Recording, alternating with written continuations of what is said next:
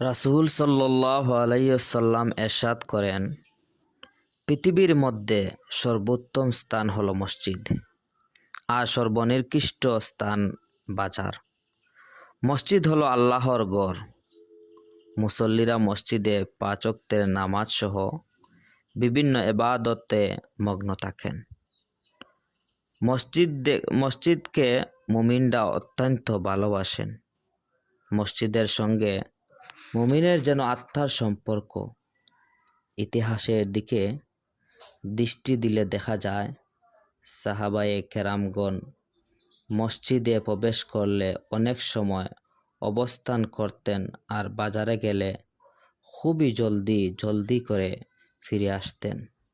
এই প্রসঙ্গে রাসূল সাল্লাল্লাহু আলাইহি ওয়াসাল্লাম বলেছেন, যার অন্তর মসজিদের সঙ্গে থাকে সে আরশের ছায়ার স্থান পাবে।